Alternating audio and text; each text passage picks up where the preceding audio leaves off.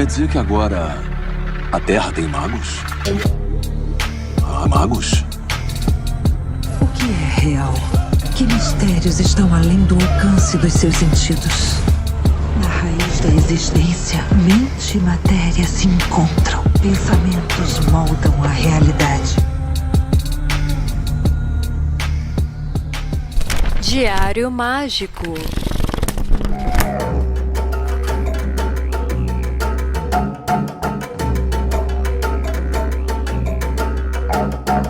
Aí sim, eu sou Rodrigo Vignoli, seu apresentador, e está começando agora mais um Diário Mágico. Dessa vez com uma convidada super divertida. A gente vai falar sobre viagens iniciáticas e a gente vai passar por tantos lugares e tantas paisagens diferentes que eu recomendo que você aperte o cinto.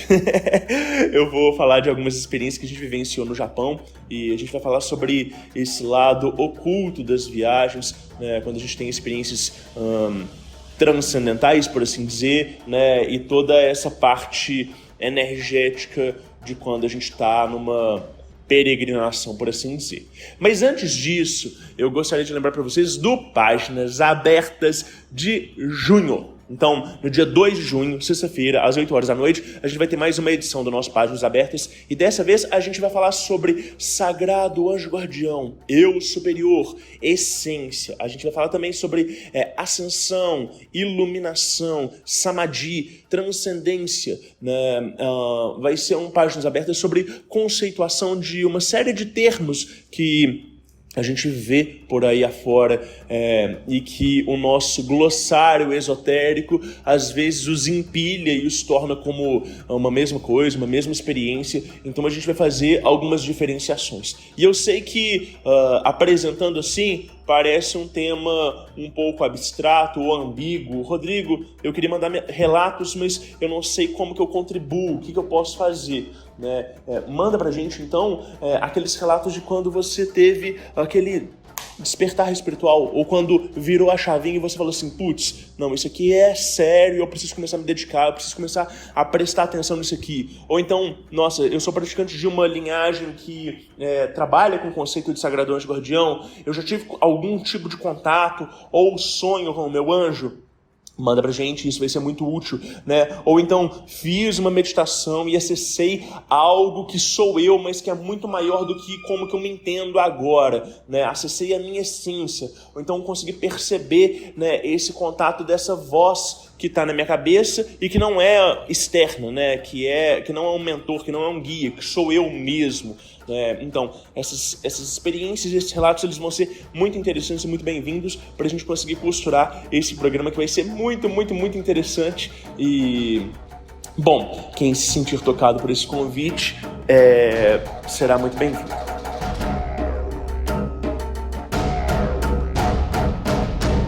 Além disso, o Diário Mágico se mantém por causa dos nossos apoiadores. Então, se você gosta do trabalho do Diário Mágico, se você quer conhecer um pouco mais de perto o que acontece nos bastidores, entra lá no apoia.se/Diário Mágico e em qualquer faixa de apoio, qualquer contribuição já vai nos ajudar demais. Você vai entrar no nosso grupo secreto, vai ter contato com conteúdos exclusivos, vai poder trocar ideia com o resto da galera, votar em enquetes de assuntos. Enfim, serão muito bem-vindos e vamos lá? Vamos abrir esse diário?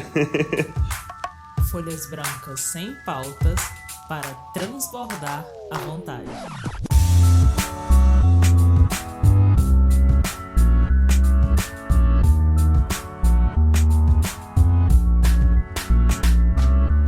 Aí sim, e aí pessoal, hoje eu tenho uma presença diferente e ilustre aqui no podcast.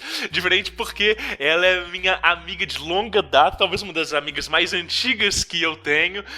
A gente teve o prazer de estudar junto e continuar a caminhada na vida junto. E faz tempo que a gente está combinando de ter esse papo aqui. Hoje, enfim, a gente está tendo essa oportunidade de trocar essa ideia. Então, Isabela Guarino, seja muito bem-vinda ao Diário Mágico. Obrigada, Rodrigo! Nossa, é uma honra estar aqui, inclusive ver o seu desenvolvimento, ver o desenvolvimento do Diário Mágico. Enfim, você não só é um amigo muito próximo, como também, né? Já foi meu terapeuta para várias coisas. Mesmo quando você não sabia que era terapeuta. Então, Sim. é muito bom eu estar aqui com você hoje. Espero poder contribuir. Que legal. E vamos nessa. Eu preciso dar um contexto, né, assim, de como é que se dá esse nosso encontro aqui hoje, porque a Isabela é uma amiga de longa data e que sempre teve, assim, uma espiritualidade muito aflorada. Eu vou, inclusive, pedir para você contar um pouco como é que isso se deu, mas foi por sugestão do pai dela, que também é uma pessoa incrível, maravilhosa, né, quem celebrou o casamento meu com a Raquel, né, foi por incentivo dele que eu conheci, né, a primeira pessoa que realmente me apresentou a espiritualidade de fato, assim, né? Que saiu da teoria e que eu comecei a entender o que é prática de manipulação energética, o que essas vivências mais intensas, e de lá pra cá, todas as vezes que a gente encontra, a gente tem a oportunidade de conversar sobre esses assuntos de forma que a gente não encontra muitas pessoas com as quais a gente possa se aprofundar, né, em esoterismo, em espiritualidade, no dia a dia. A maioria das vezes as pessoas são só curiosas e não tem tanto essa bagagem, essa referência e tudo. Então, de uma certa forma, essa nossa amizade é o que pavimenta muito do meu caminho espiritual até aqui, né? E por isso que você é uma convidada tão importante para o Diário Mágico. Então, eu queria que você, assim, se apresentasse para as pessoas e falasse como é que né, essa vivência de espiritualidade, se isso é uma coisa na sua vida desde sempre ou não, né? Como é que você enxerga isso, né? Se teve algum tipo de bagagem religiosa, como é que a Izzy entende, assim, esse rolê metafísico da vida? Fechou. Bom, vamos lá. A minha família, assim, principalmente o lado da minha mãe, minha avó, era muito beata da Igreja Católica. Mas a minha mãe sempre teve uma pegada mais mística sem saber que era mística. Então, por exemplo, Brumas de Avalon, que é um livro que fala muito sobre a questão feminina, né, a espiritualidade feminina, foi minha mãe que me apresentou. Então, no começo, eu posso dizer que eu tive uma influência muito grande da minha mãe para entender um pouquinho desse lado mais da mulher enquanto uma figura autônoma, independente. Aqui eu não estou entrando no mérito de feminismo de forma nenhuma, assim, não tem nada a ver com isso, mas sim da mulher enquanto protagonista da sua vida. E minha mãe, ela traz isso muito da minha avó. A minha avó foi uma pessoa que há quase, 80 anos atrás, minha avó faleceu com 94, há pouco tempo, há quase 80 anos atrás, ela foi pioneira, foi a primeira mulher, junto com mais duas amigas, a se formarem na UFMG em Medicina. Foi uma das primeiras mulheres motoristas de BH. Então, essa bagagem, né, da minha avó, essa independência da minha avó, que faz com que ela não fosse aquela senhorinha que te recebe em casa com comidinhas gostosas, era sempre miojo, lasanha, tudo industrializado, porque como ela não tinha tempo, era isso que ela tinha para oferecer. E ainda assim, né, trouxe essa bagagem tão forte, sem saber, do lado dela, da Igreja Católica, mas da minha mãe, principalmente, aí, dessa questão mais feminina. Quando, mais tarde na minha vida, por volta de 10 anos, um pouco antes disso, eu já sabia que meu pai tinha essa espiritualidade muito desenvolvida, ele sempre conversou comigo, mas adolescente, pré-adolescente com paciência zero, eu não tinha muita paciência de ouvir, como é normal. E só que aconteceram algumas coisas na minha vida que me levaram para esse caminho. Eu lembro claramente de mais ou menos na época que o meu avô faleceu. Se não me engano, uma semana depois que ele faleceu, eu estava na cultura inglesa, ele da Conde de Linhares, em Belo Horizonte, e eu sentei no sofá da biblioteca e vi o meu avô andando na minha direção, me olhando e saindo fora. E eu fiquei muito chocada com aquilo, porque não era normal eu estar tendo aquela visão, né? E logo depois disso eu comecei a me questionar muito, falar, pai, eu acho que eu vi meu avô, eu não tinha tanta liberdade de falar isso com minha mãe na época, então eu procurei muito meu pai. E aí, a partir daí, eu comecei a ter várias experiências surreais. Por exemplo, a minha bisavó, que era a avó do meu pai, muito chegada no meu pai, eu nunca sonhava com ela, era de Montes Claros. E no primeiro ano do Sebrae, quando eu já era sua colega, Rodrigo, inclusive, teve um dia que eu sonhei com ela. Sonhei claramente com ela. E no dia seguinte, na madrugada, minha mãe me acorda falando, seu pai tá indo pra Montes Claros, sua bisavó faleceu. Eu falei, o quê? Como assim? Então, começou aí. E eu comecei a ter uns sonhos, muito sonho com o Arcanjo Miguel, muito sonho com figuras altas no meu pé da cama, enfim. Mas eu não desenvolvi, eu sempre fui muito racional, eu nunca tive essa paciência, como o Rodrigo gosta de dizer, de procurar ler a respeito, enfim. Meu pai pedia para eu ler algumas literaturas, tipo Conversando com Deus, eu não tinha paciência. E aí, para resumir a história, lá por volta dos meus 23 anos, eu conheci uma religião chamada Seichonoye. Porque eu passei muito mal. Eu tive uma apendicite, não, foi uma pedra na vesícula que me deu pancreatite, eu quase fui pro CTI, fiquei 18 dias internada, e nessas horas o que a gente se apega é a religião. Não tem o que falar. E comecei a ler as sutras sagradas da Seichonoye. E vi que a religião ela podia ser muito mais simples do que muitas instituições pregam, né? Que a espiritualidade ela pode ser muito mais simples. Comecei a frequentar a Seichonoye e da Seichonoye eu fui pro IIPC. Como eu sou mais racional e gosto dessa pegada de teste, estudo, eu já tinha tido alguns sonhos lúcidos sem saber que eram sonhos lúcidos, enfim. E no IIPC eu descobri que eu tinha uma facilidade absurda para fazer projeção astral. Absurda. E foi aí que a coisa começou a andar com mais força mesmo, que eu comecei a seguir um caminho mais de espiritualidade. Então, resumindo, mas falando durante muitas horas, né, Rodrigo? Desculpa aí te alugar. O início da minha espiritualidade foi assim. Como é que foi essa vivência no IIPC? Você tem alguma projeção emblemática que virou a chavinha, que você falou assim, putz, isso tá acontecendo mesmo, é agora, nossa, não é coisa da minha cabeça, espiritualidade é real e eu tô tendo uma experiência transcendental aqui. Já aconteceu isso alguma vez? Não. Olha, aconteceram várias vezes, assim, falando de sonho já, não tô nem dizendo sonho lúcido, eu tive, por exemplo, sonho com o Antônio, só pra vocês saberem, o Antônio é meu marido, e a gente tinha uma paquera desde 14 anos de idade, só que nunca aconteceu absolutamente nada. Quando eu tinha 18 anos, e não foi por falta de chance, assim, quando eu tinha 18 anos, um belo dia também, assim como eu sonhei com minha bisavó, eu sonhei que eu tava com ele, era um sonho mais lúcido, mais vívido, por assim dizer. Eu sonhei que eu tava com ele na beira de um córrego, e eu não conseguia vê-lo especificamente, mas eu sabia que era ele, eu conseguia ver como se fosse o pé dele, era muito estranho. Eu tava sentado no chão, assim, ele tava em pé. E aí ele falou assim, a vida é eterna. Aí eu comecei a rir no sonho. Falei assim, nossa, tá parecendo com meu pai, né? Aí ele, a vida é eterna. Essa não é a nossa primeira vivência juntos. E eu posso te provar. Eu falei, para, né? Que pode me provar, que história é essa? Ele, eu vou te provar. Amanhã eu vou te beijar. E no dia seguinte, depois de, 5 anos de paquera, aconteceu. Então, esse foi um dos mais marcantes, que foi o que eu realmente comecei a estudar. Agora, no IIPC, só para quem não sabe, IIPC é Instituto Internacional de Projeciologia e Conscienciologia. Ele é uma vertente que quebra um pouquinho aí do Chico Xavier, mas que também nada nas mesmas águas, por assim dizer.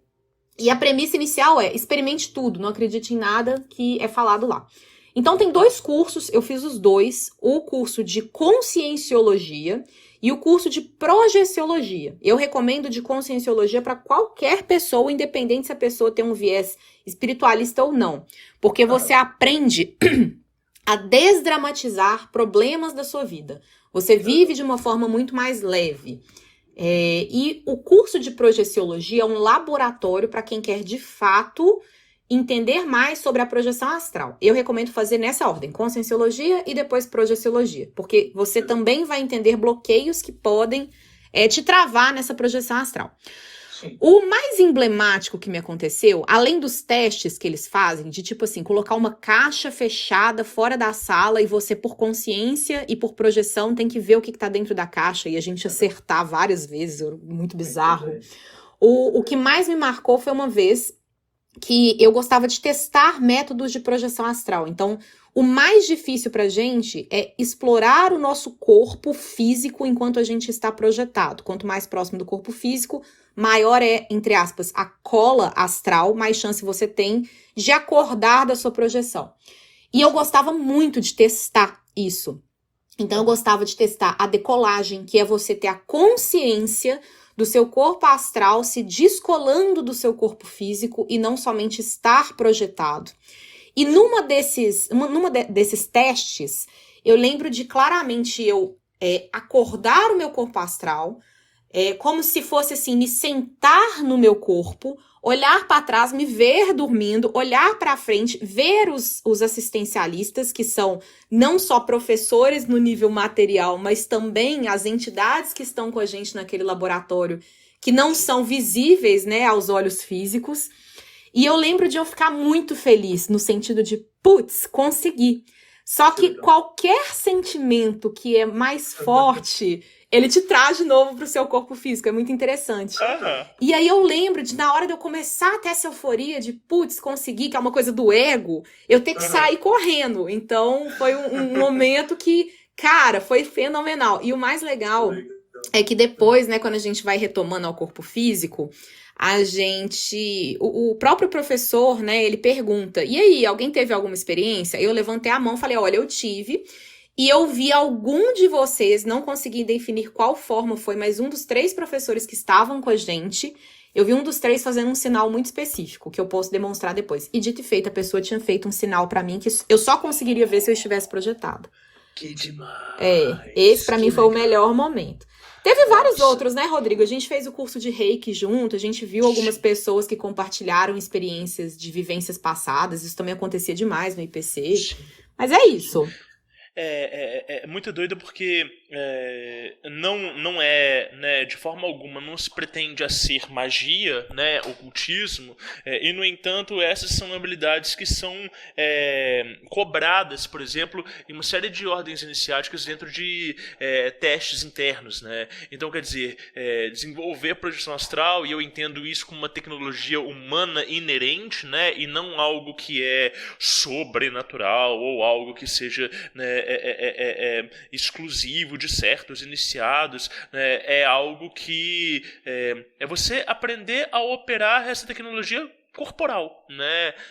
E isso é muito legal, assim, a partir do momento que a gente passa a entender que nós temos habilidades que elas estão de alguma forma adormecidas, ou pelo menos não estão completamente ativadas no seu potencial máximo, e que quando a gente vai trabalhando sobre elas, a gente vai tendo acesso a um potencial que não sei se melhora a vida prática de fato, eu acho que talvez isso seja exagerar um pouco, mas torna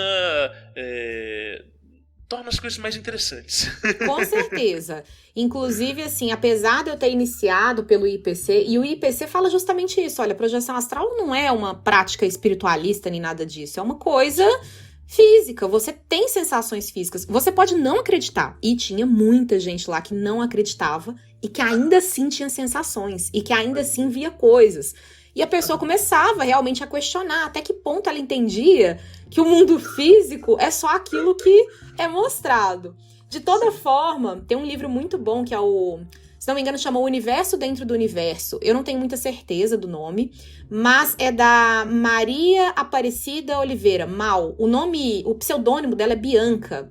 E ela também tem são 3 livros, na verdade, eu li 2. É uma experiência que ela tem em termos de projeção astral, porém com uma vida extraterrestre chamada Kahan. E no final dos livros dela, eles estão disponíveis gratuitamente online, depois eu posso procurar e passar o link pro Rodrigo, mas no final dos livros tem exercícios físicos que ajudam você a possibilitar a sua projeção astral. Eu já fazia isso na minha vertente de canto, da aula de canto, eu trabalhava muito a pineal na aula de canto, e fiz muitos exercícios também que me ajudavam a ter essas projeções. Que demais, que demais.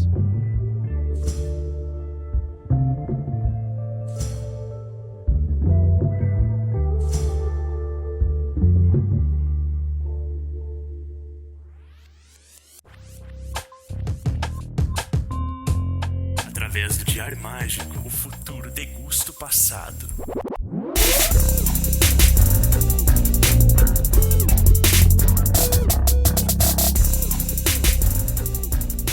Anote seus resultados. Mas, Izzy, A gente falou sobre uma coisa bem interessante, né? Na verdade, a gente falou isso em off, né? Os apoiadores sabem do que a gente tá falando. Que quando eu te perguntei o seu lugar preferido no mundo, você falou que é Kyoto, no Japão, né? Exatamente. E a gente teve, assim, a oportunidade de ir lá recentemente. Inclusive, né? Eu viajei porque era a Isabela organizando tudo. Ela é super metódica e fez um roteiro, assim, de fazer inveja em quem trabalha com turismo, né? E foi muito legal. E você é uma pessoa muito viajada, você passou por muitos lugares na sua vida. Eu fiquei, assim, de te perguntar experiências que você teve nesses lugares, porque...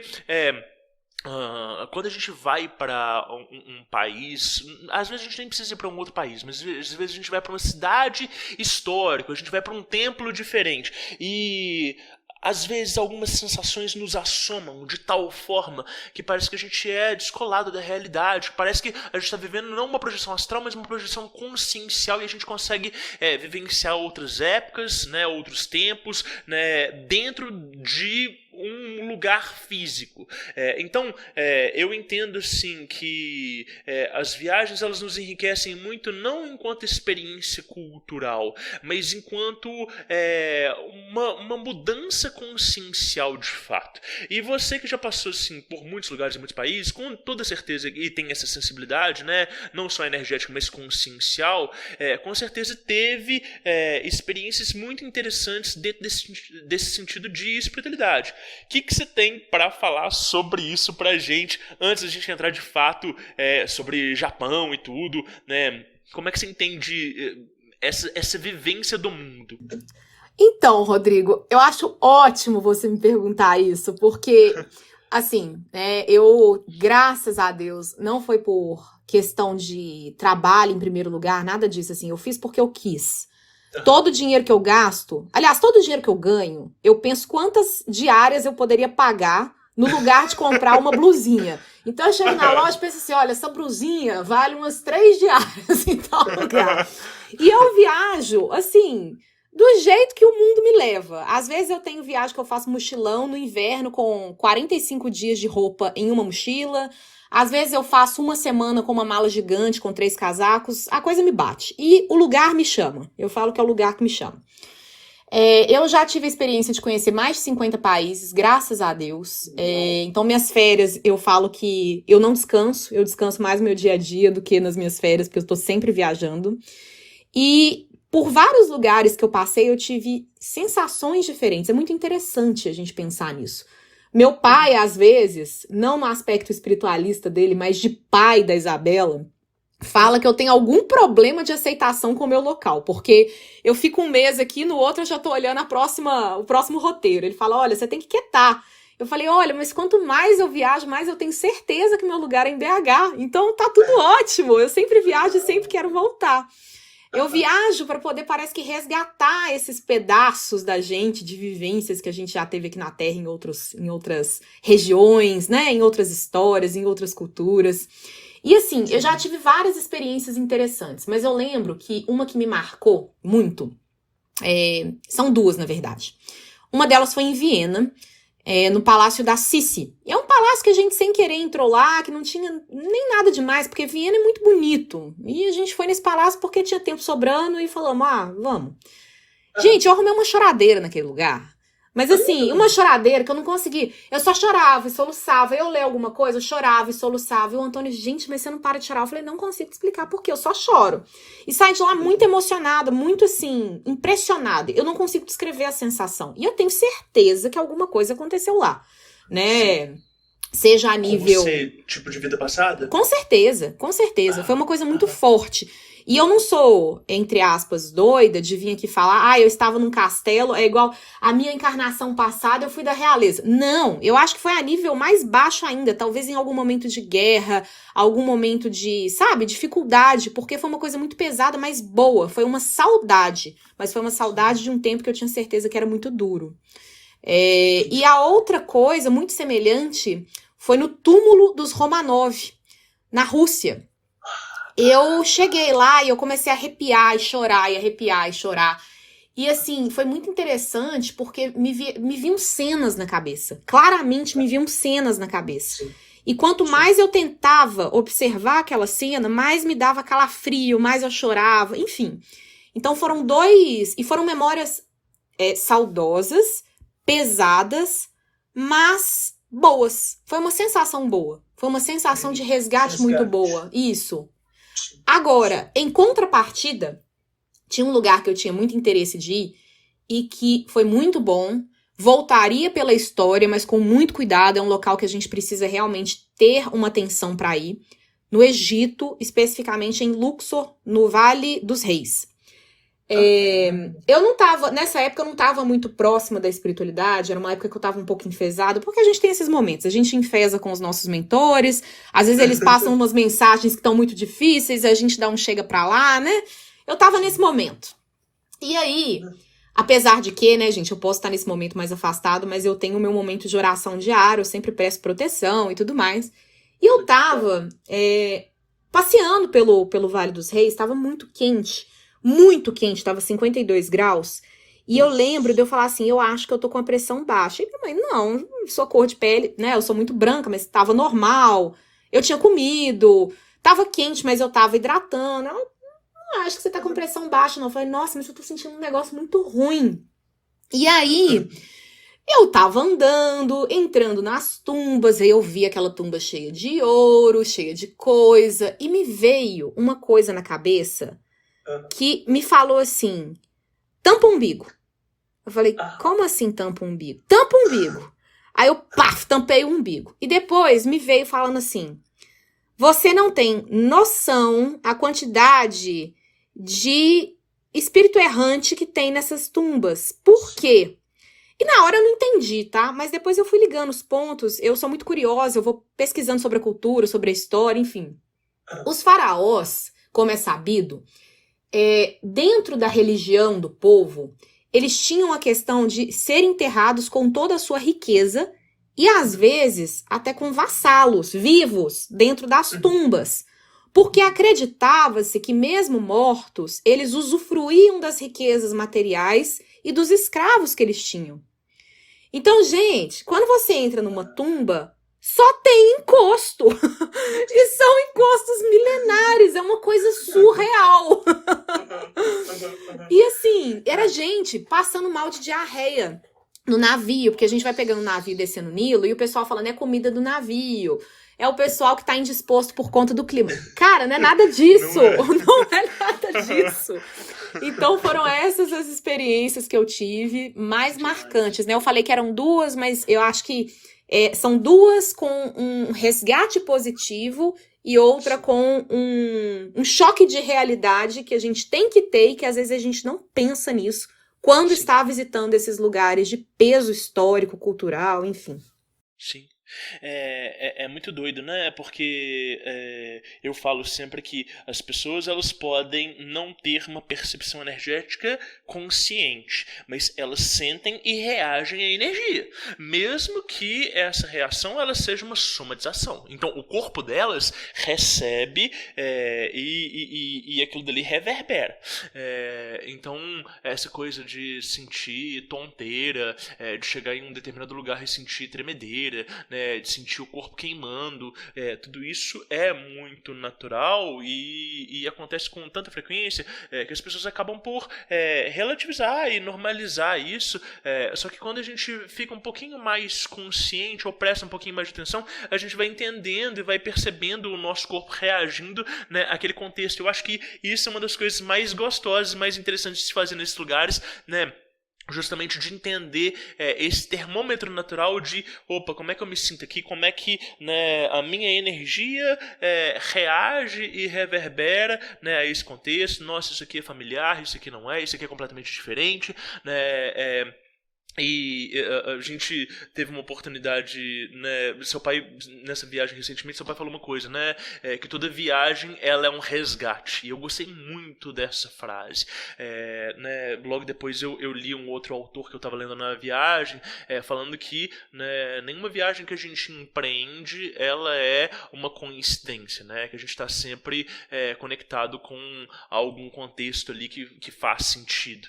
E eu tive a oportunidade de ver, assim, né, nesses lugares que a gente visitou, o que fazia sentido comigo, o que era familiar para minha energia e o que era completamente dissonante, né? Então, a gente teve ali a oportunidade de visitar o cemitério da família, né, do Tokugawa, que né, era o shogun do Japão numa época e tudo.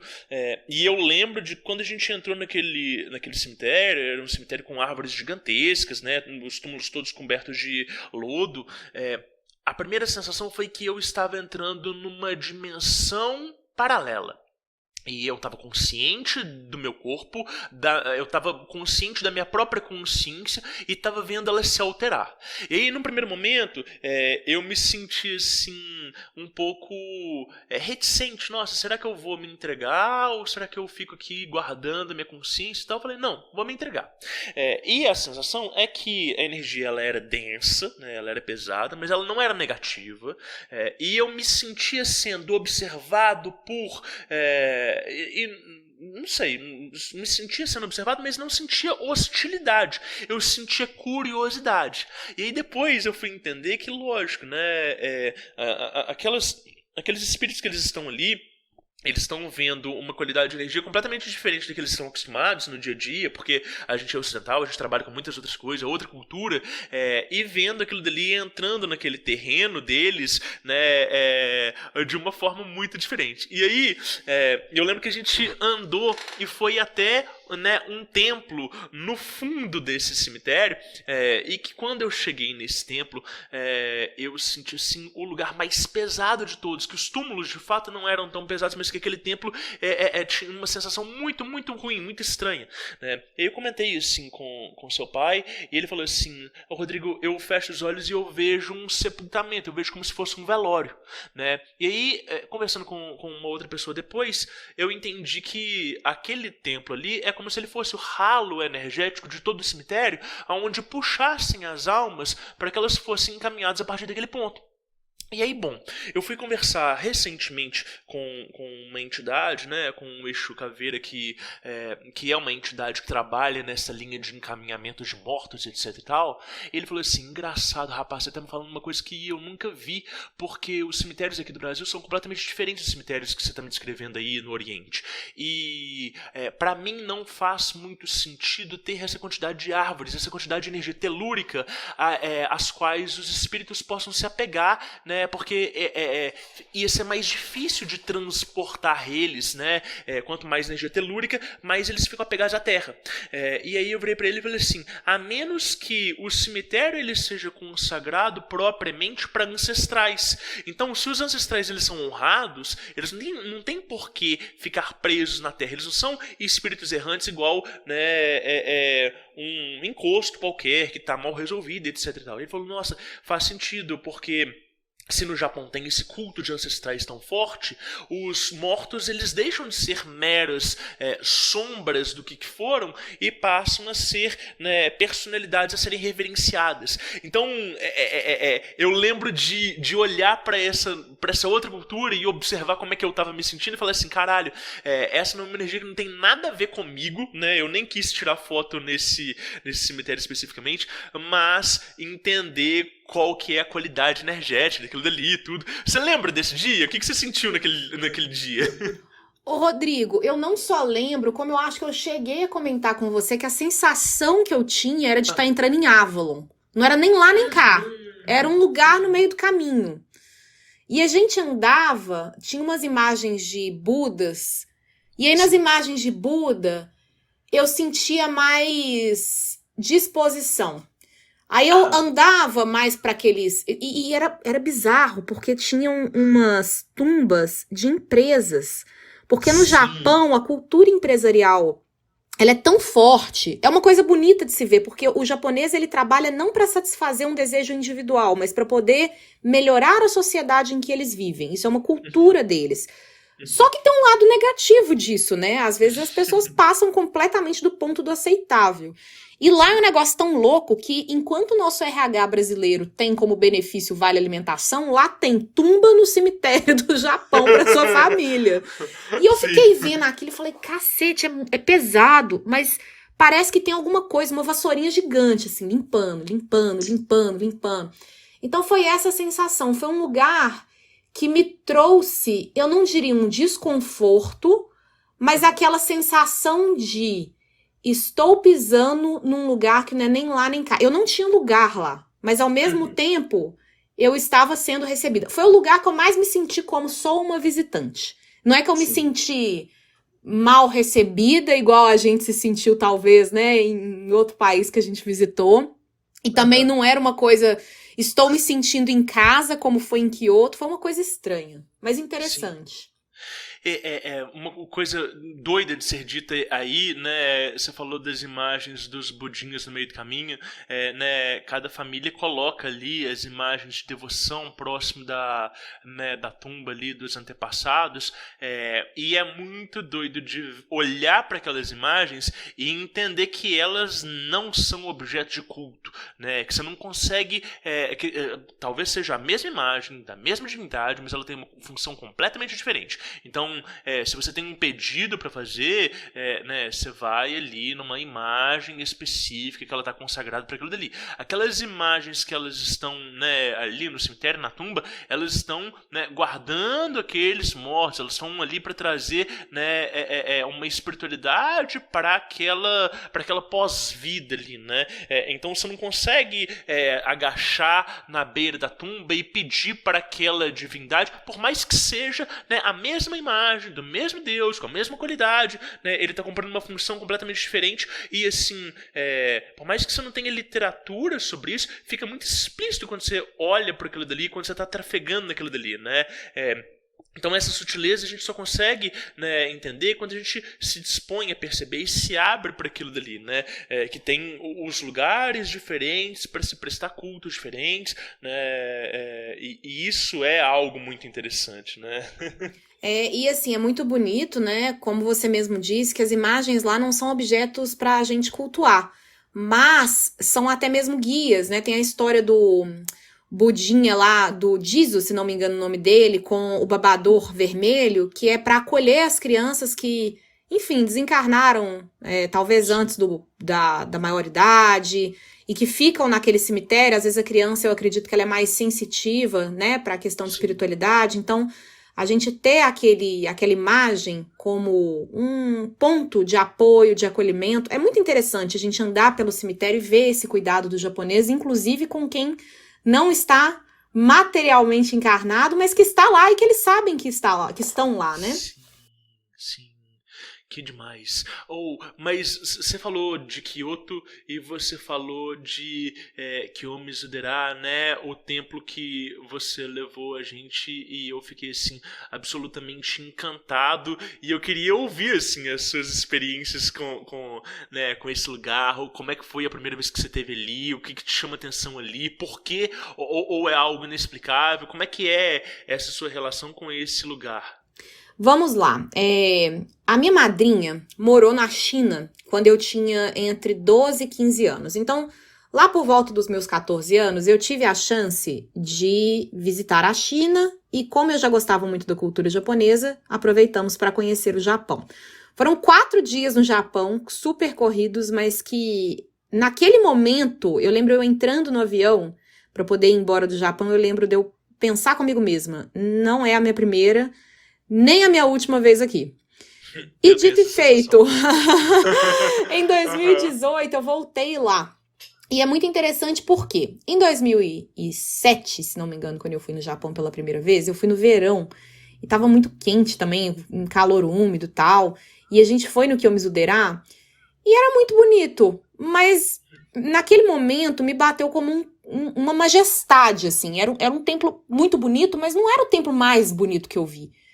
Mas eu me senti muito bem naquele lugar. Eu lembro de eu olhando o templo e só observando. Sabe quando parece que a cabeça não pensa em mais nada? E para uma pessoa ansiosa igual eu tô pensando em várias coisas ao mesmo tempo. Parece que lá o meu pensamento quietou. E eu lembro disso com 14 anos. Eu fiquei muito impressionada. Eu falei, nossa, eu tô em paz. Parece que eu tô num estado meditativo sem ter que fazer esforço da meditação. E aí, quando eu voltei lá em 2018, e eu tenho um hábito, toda vez que eu vou no Kiyomizu-dera, eu passo no aluguel de kimono, alugo o kimono pra me ambientar, faço a cerimônia do chá, que a gente fica ainda mais lá em cima, né, mais no plano astral, e aí sim eu vou no Kiyomizu-dera. E toda vez que eu vou, a sensação é a mesma. Parece que o ambiente, ele te propõe um estado meditativo sem o esforço da meditação. E é muito interessante porque a minha monografia, ela foi da água pro vinho. Quando eu digo isso, eu formei em Relações Internacionais e eu gostava muito de estudar sobre segurança e defesa nacional. Eu tive um momento lá que a minha monografia ia ser sobre risco de atentado no Brasil, atentado de guerra no Brasil, durante um evento grande que a gente ia ter, não lembro se era Copa, Olimpíadas, enfim. E, cara, tudo começou a dar errado. Meu carro, roubaram um conteúdo de estoque meu dentro do carro 2 vezes. Tudo em volta de mim começou a dar errado. E aí eu parei, refleti, falei, o que eu quero falar que não é segurança, enfim, questão de guerra? Na hora me veio, eu quero falar sobre religião. Olha. Loucura. E eu sempre gostei de religião. A minha mãe mesmo esqueceu de me catequizar. E quando eu tinha 23 anos, eu fui na igreja, me catequizei, enfim. Mentira! Sério, por livre e espontânea vontade. Eu fiz catequismo com crisma junto. Foi muito engraçado, né? Eu e os meninos de 15 anos de idade fazendo isso. Mas eu sou muito interessada em religião, gosto muito de estudar o tema. E acabou que eu mudei a minha monografia, né? De um tema muito pesado para um tema, assim, transcendental. A minha monografia foi como a religião pode unir e não afastar as pessoas. E eu escrevi especificamente sobre as 3 religiões abraâmicas, né? Que é o islamismo, o cristianismo e o judaísmo. E foi uma disciplina interessante porque eu tive que ler a Bíblia com uma perspectiva cristã, uma perspectiva judaica. Eu tive que pegar algumas passagens aí do Corão para poder tentar entender também a visão da religião islâmica. E o que é interessante? Por que eu tô trazendo esse tema da minha monografia pro Kiyomizu-dera? Dentro do Kiyomizu-dera, você tem o templo budista e você também tem vários santuários shintoístas. São 2 religiões completamente diferentes, mas que no Kiyomizu-dera você consegue entender o japonês em termos de espiritualidade. Para ele, a religião não é uma doutrina a ser seguida, é algo vivenciado diariamente. Em termos do budismo, para você estar sempre focado em alcançar aquele estado de espírito mais elevado. Em termos do shintoísmo, para você estar sempre próximo às divindades que não são somente as divindades deuses maiores, mas sim tudo que compõe a natureza e a nossa forma de ser, né? No shintoísmo existe o deus da agricultura, o deus das árvores, o deus da água e por aí vai. Então, aquilo se habita dentro, no mesmo local sagrado, dentro do Kiyomizu-dera. Você entra e você está em contato com divindades de vários aspectos e, ao mesmo tempo, com a ausência da divindade, que é você mesmo ser a divindade, que pega muito pelo caminho do budismo. Então, é uma coletânea de sensações naquele lugar que ele, ao invés de nos pesar, como foi, por exemplo, no Muro das Lamentações, foi um dos lugares mais pesados que eu já fui na minha vida, lá em Israel, o Kiyomizu-dera, ele te eleva. Parece que ele te transpõe assim, puf! Você tá num lugar completamente elevado, completamente espiritualizado, e é meio loucura, porque é cheio de turista, mas parece que todos os turistas, eles estão naquele mesmo estado. É uma coisa muito estranha, assim.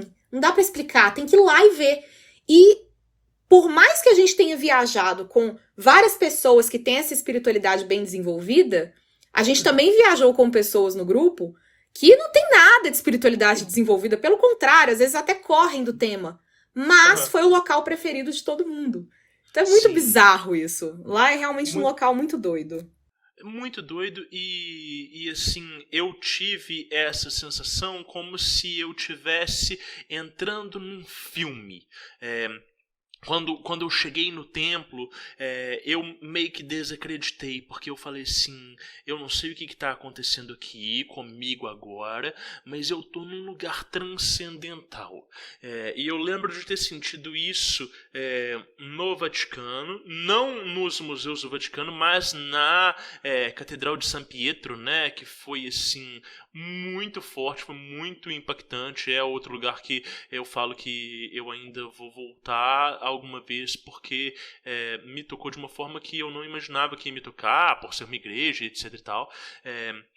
E o que me considera foi exatamente isso, sim. Eu falei assim, cara, eu tô pisando em algum lugar que ele é muito sagrado. E essa sensação de uma elevação energética tão intensa, e eu olhava pro lado e ali deve passar o quê? Umas 5, 10 mil pessoas por dia, alguma coisa assim. Deve ser até mais, mas enfim, é muita gente.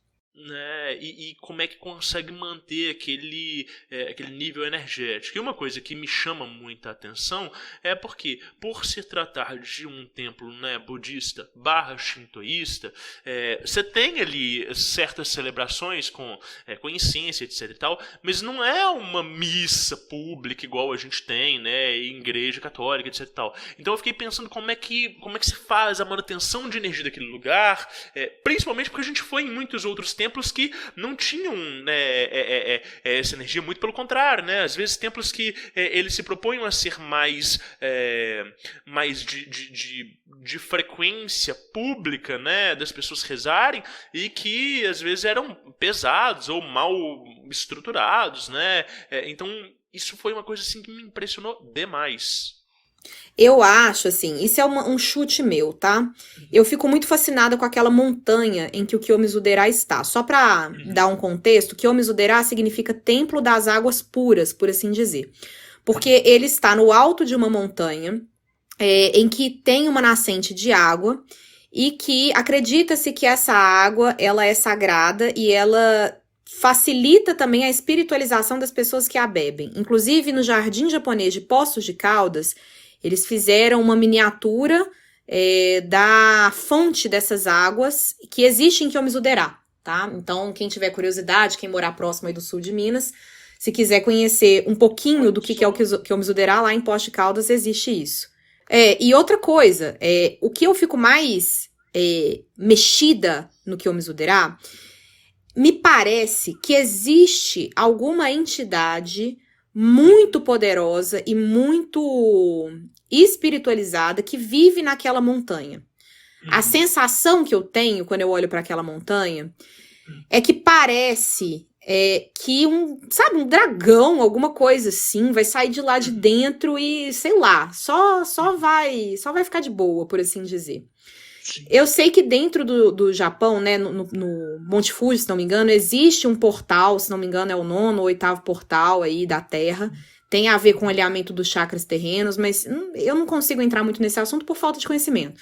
Então a gente já sabe que lá na região existe uma espiritualidade muito grande pelo próprio ponto da Terra, mas no Kiyomizu-dera especificamente, se você olhar para aquela montanha por um tempo determinado e meditar naquilo, você vai sentir isso que eu tô falando. Parece que tem alguma coisa lá. É incrível, incrível.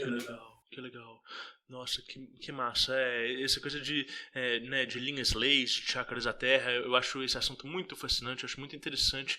E tem uma galera que é mais estudioso sobre isso, que chega a algumas conclusões assim, que são bizarras. E eu penso sempre, né, que a função da viagem, né, ela não é uma viagem enquanto distração, enquanto escapismo, mas justamente o que você falou mais cedo, né, de ir para os lugares para buscar, né, referências e resgates que nos permitam nos tornar mais íntegros com o que nós somos, né? Então, não é vivenciar a cultura do outro antropologicamente como uma forma de explorar o diferente, mas sim de conseguir conseguir encontrar nós mesmos naquilo dali, né, e nos recompor tal como esse quebra-cabeça existencial que nós somos, né? Então, essa viagem ela foi muito interessante para mim nesse sentido de comparar conhecimentos, às vezes energéticos, espirituais que eu já tinha, né, com o que era vivenciado ali,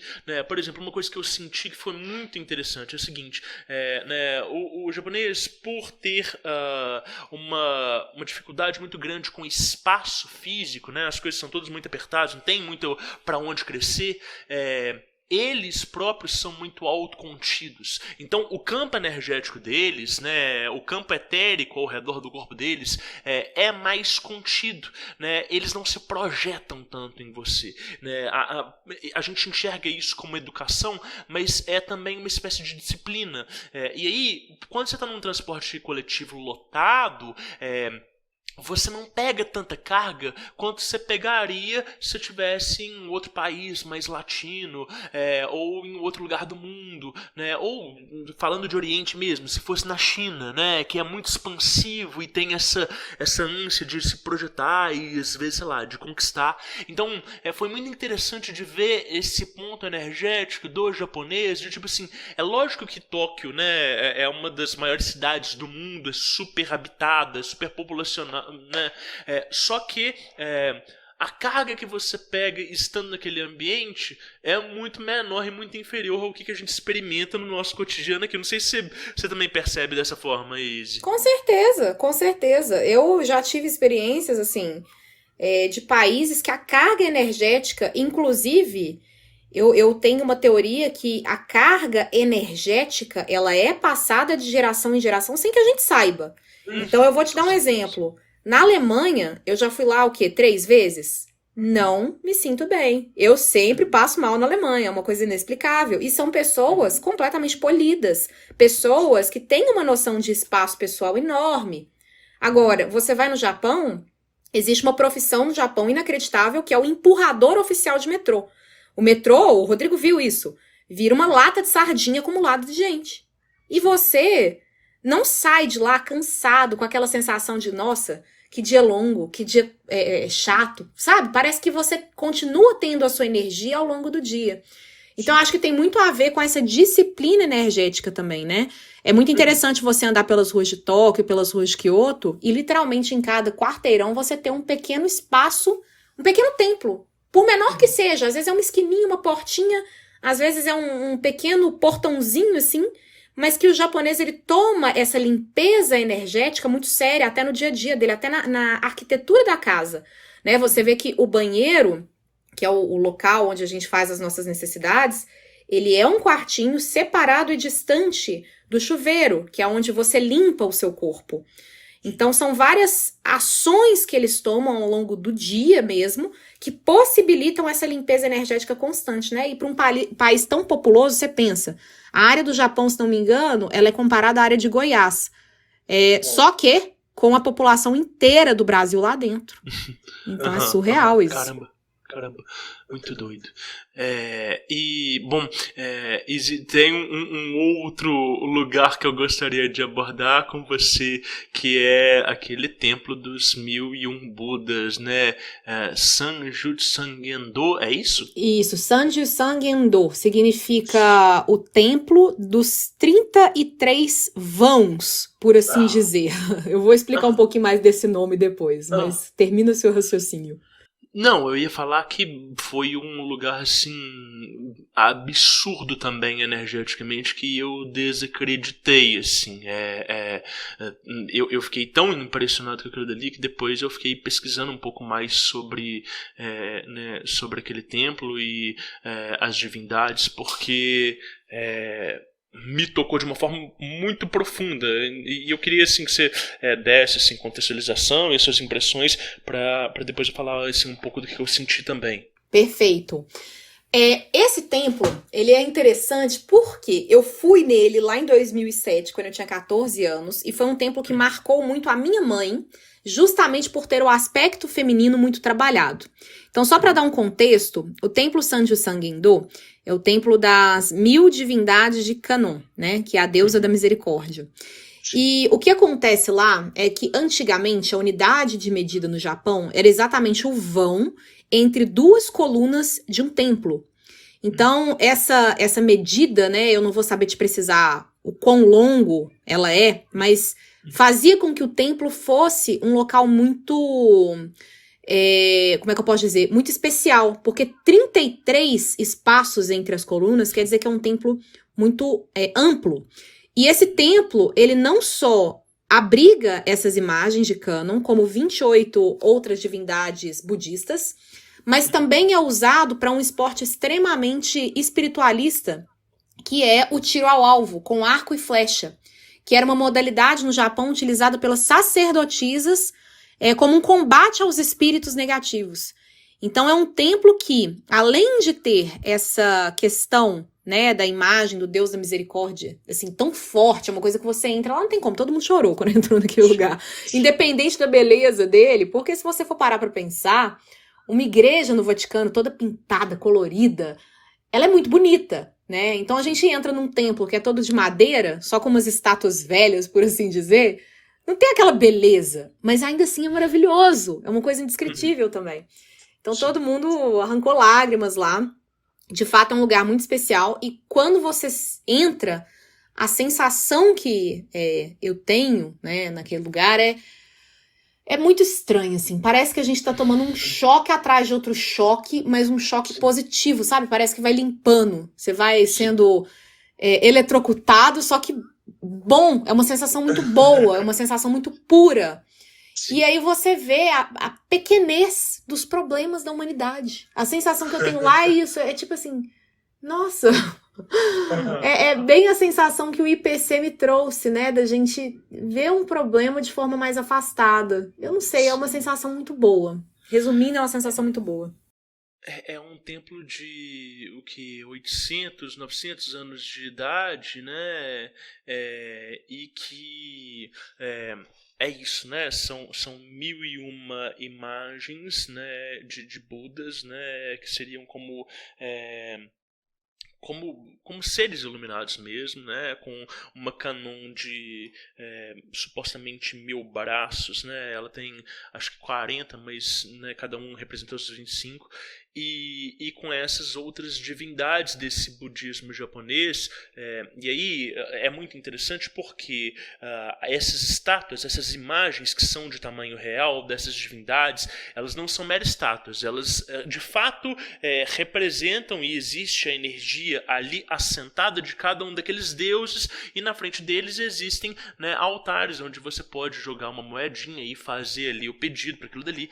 E aí quando a gente anda por esse pavilhão extensíssimo, é isso, né? Cada um dos choques é como se você estivesse sendo abençoado por cada um daqueles deuses que estão ali, e atrás deles, aquelas 1001 imagens, é como se elas fossem testemunhas, não só da graça desses deuses, mas de que trilhando esse caminho de espiritualidade, de transcendência, alcança-se, né, a graça, né, a promessa maior dessas religiões, né, do budismo de fato. Então, quando você olha para aqueles 1001 estátuas, né, de madeira, talhadas à mão, que são perfeitas, né, nos detalhes, você consegue enxergar que você também pode ser um milésimo segundo ali, né? Você também pode fazer parte daquele coro de iluminados sob os auspícios daquela Kannon, né? Então é doido porque o corredor que você anda,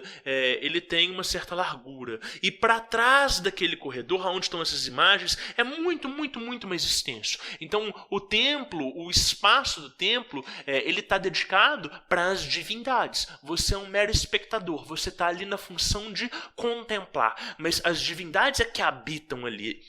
E elas sustentam um nível de energia que quando você passa por aquele corredor, você não passa incólume, né? Cada uma delas está te olhando e está te abençoando. Então é como se você estivesse de fato passando, transitando por um local e por uma dimensão, e o seu corpo energético ele vai sendo modulado ali, né? E aí, uma hora ou outra, tem divindades que te chamam mais atenção do que outras, né? E você para ler as histórias dela, você para entender aquilo dali, você para contemplar e meditar, e você né, funde com aquela energia. Então, foi algo que assim, me impressionou muito, muito grandemente. Eu estava conversando com um amigo meu que é um bandista e eu dei a seguinte definição para ele, fazendo um sincretismo. Eu falei assim, cara, imagina que no centro disso tudo, né, você tem ali a figura principal, como se fosse Orunmila, como se fosse, né, o deus principal. E aí na frente você tivesse cada um dos orixás te abençoando e atrás deles as pessoas que foram encantadas, que não se tornaram ainda,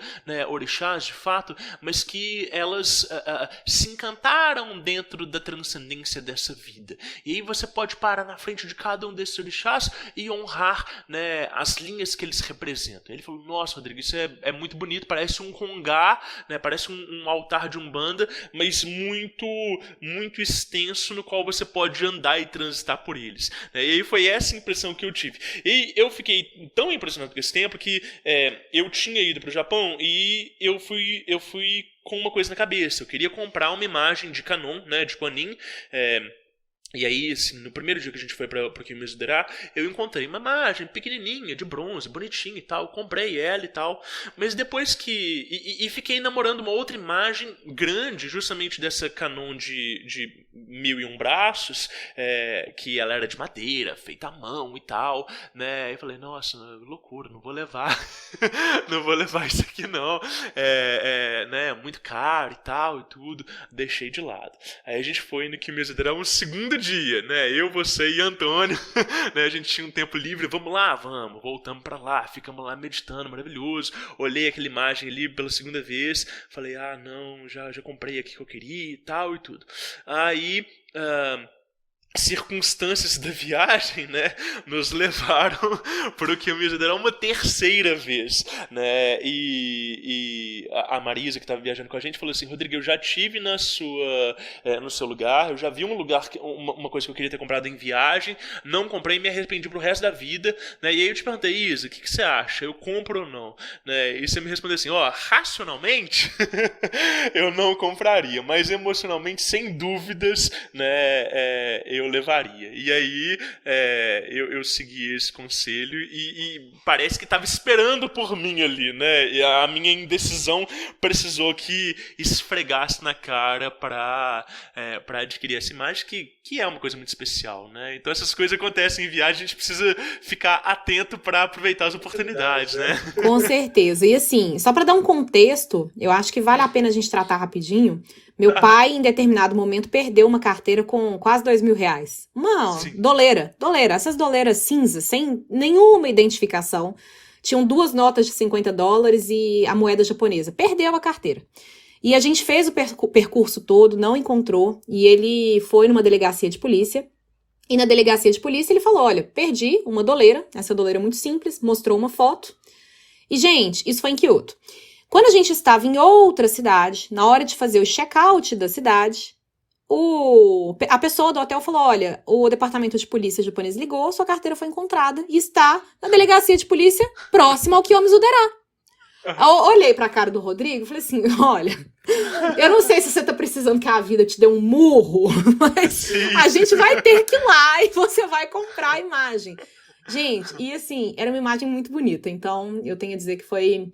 É uma das coisas que o Rodrigo mesmo disse, quando a gente tá viajando, ainda mais para lugares difíceis, né, de ir, que a gente não vai voltar, coisas muito locais, muito artesanais, às vezes bate uma coisa que não dá para explicar. Sei que a condição financeira aperta, mas nessas horas põe a mão na consciência, racionalmente a gente sabe que não faz sentido, mas vai ter uma razão depois da gente fazer aquilo. Totalmente. É doido de entender que a gente às vezes é arrastado para certos lugares, às vezes algumas coisas se apresentam, às vezes algumas pessoas, né, aparecem na nossa vida ali durante as viagens e aquela circunstância ela nos dá a oportunidade da gente interagir com aquilo dali de uma forma completamente diferente da que a gente agiria em circunstâncias normais, né, num contexto normal. Então, os próprios laços que a gente cria com as pessoas que estão viajando com a gente é completamente diferente do momento que a gente estaria se a gente estivesse no nosso cotidiano, assim, né? Isso é muito interessante.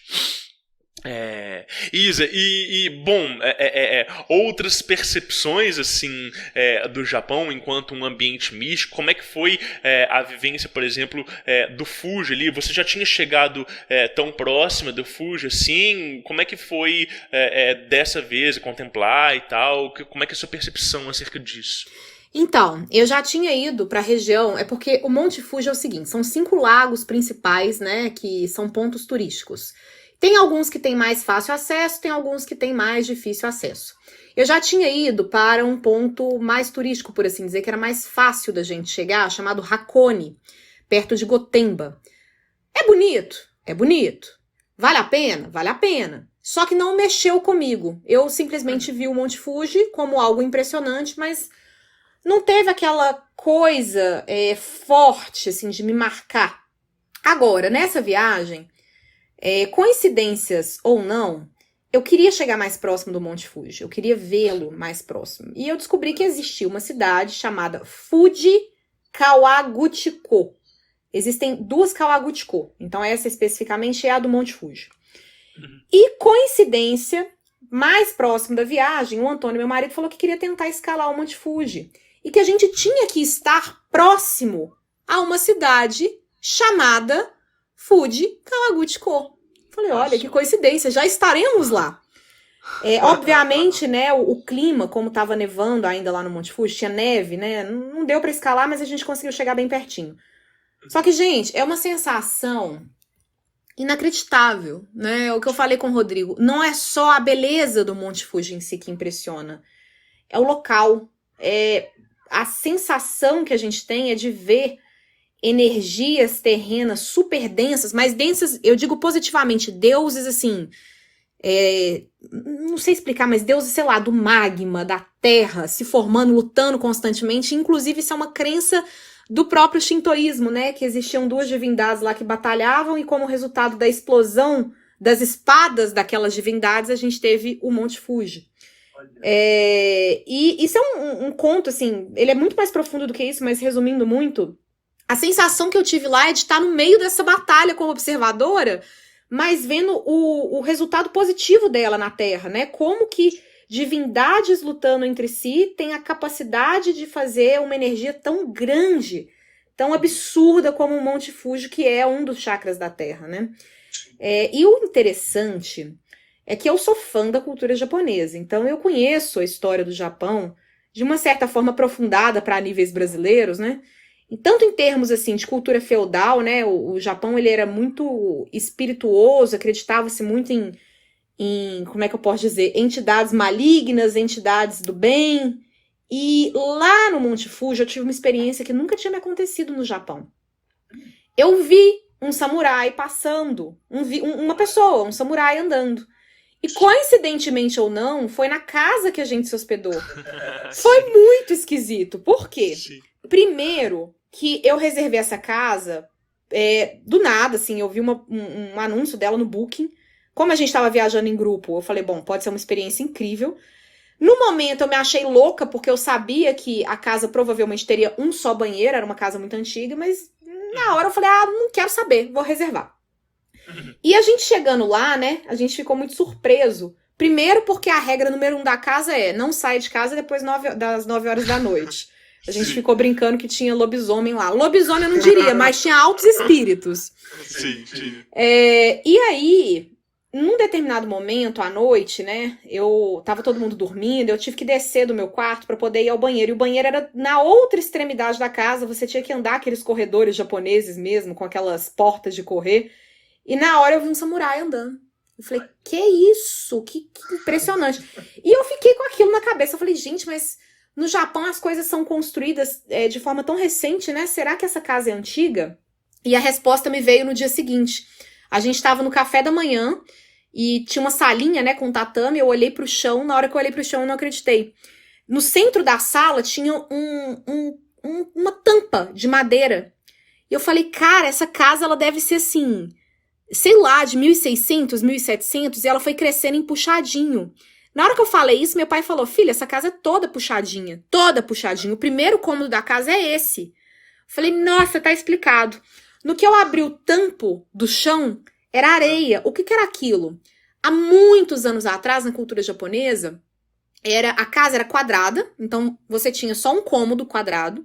No centro daquele cômodo quadrado, você tinha um rebaixamento que ficava na terra mesmo, e que as pessoas faziam comida ali. Então era como se fosse o fogão da casa, e tudo acontecia em volta daquele fogão. Você tinha os futons, né, que eram as camas. À noite você tinha a conversa da mesa em volta daquele fogo, e por aí vai, por ser uma região fria, né? Eu falei, cara, essa casa é muito antiga. O que isso daqui vivenciou? E dito e feito, na própria noite, gente do céu, parecia que, sei lá, tinha a festa dos espíritos acontecendo lá com a gente, né, Rodrigo? Eu acho que o Rodrigo pode contar mais dessa experiência aí, mas foi surreal. A gente até fez uma limpeza energética na casa pra ficar um pouco mais de boa, assim, pra gente curtir a nossa festa e não a deles, né? Exatamente, porque, assim, né, o Japão, ele é muito conhecido também pelo uísque. E a gente fez uma degustação de uísque muito interessante, mas querendo ou não, cola, né, alguns coleguinhas que a gente não tá querendo muito que cole na gente.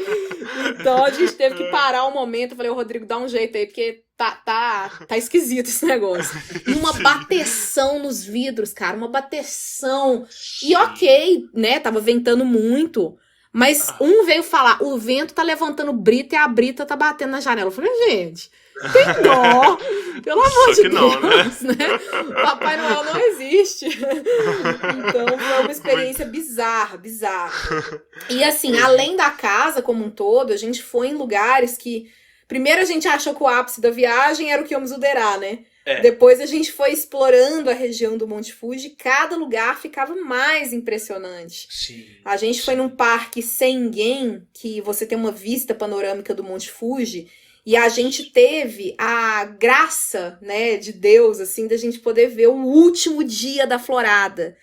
E, cara, é uma experiência surreal. Parece que realmente os espíritos estão se elevando para os céus. A gente viu o vento bater nas cerejeiras e carregar. No dia seguinte não tinha nada de flor.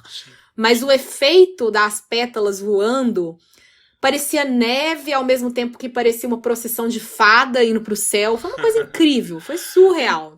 E essa coisa, né, de que a florada ela dura tão pouco tempo, né, e a gente pegar o ápice da florada, e essa coisa também de que muitas pessoas relatam que elas vão até o Fuji e o Fuji está coberto pelas nuvens e você não consegue ver o ápice, e a gente chega e os 2 dias que a gente passa dentro da cidade, o Fuji completamente visível, e as pessoas que a gente encontra falarem assim, nossa, vocês deram muita sorte e tal.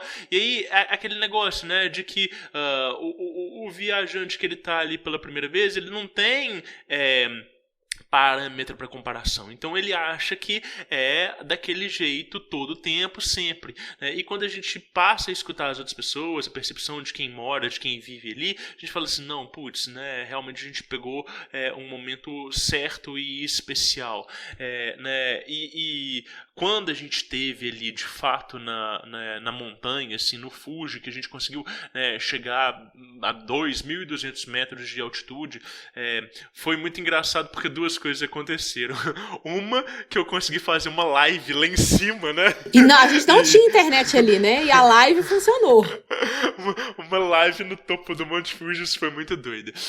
A segunda, assim, que é essa majestosidade que você descreveu tão bem, né?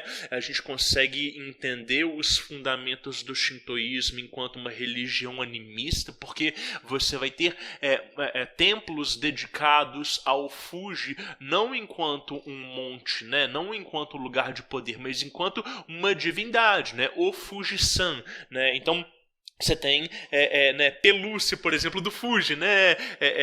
De uma forma assim personalizada. Eu até comprei para Isis, assim, mas você vê que a religião ela te permite adorar esses lugares, essas manifestações da natureza, enquanto personalidades de fato, não meramente como, né, um lugar que você visita.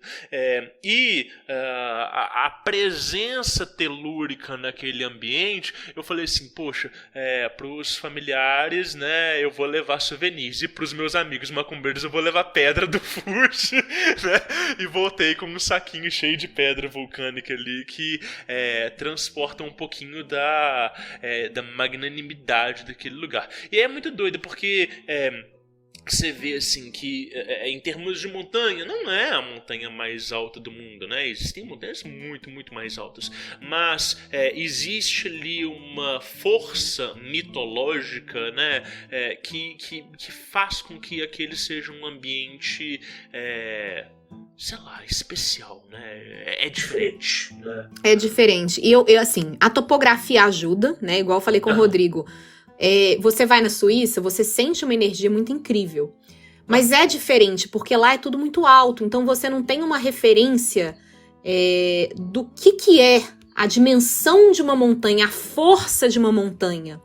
Quando você chega no Fuji, o Fuji ele meio que tá isolado. Não tem uma cordilheira, não tem montanhas próximo deles, né? Ele é aquele desenho do vulcão perfeito. Então você vê aquela coisa saindo da terra... É impressionante, é surreal, né? Tem lugares que você consegue se aproximar mais do Monte Fuji. Às vezes, estando lá na 5ª estação, que foi onde a gente foi próximo, né? Você não tem tanta noção porque você tá muito perto dele. Mas quando você olha pra trás, é bizarro, porque você vê céu até o chão. Né? A sensação panorâmica do Monte Fuji é que você vê azul, uma infinidade de azul, você vê só céu. Então não parece que você tá no topo da terra.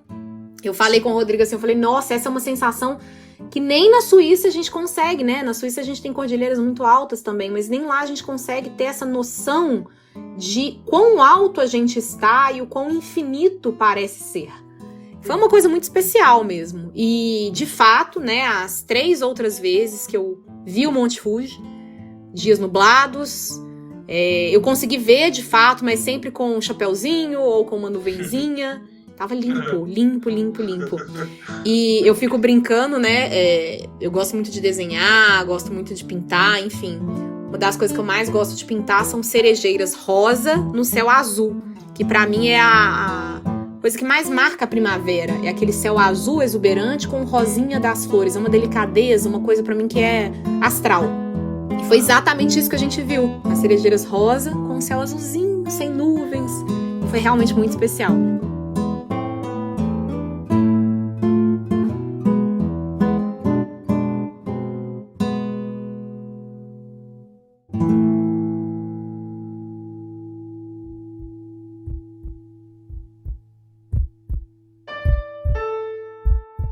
Não importa o que dizem a você, palavras e ideias podem mudar o mundo.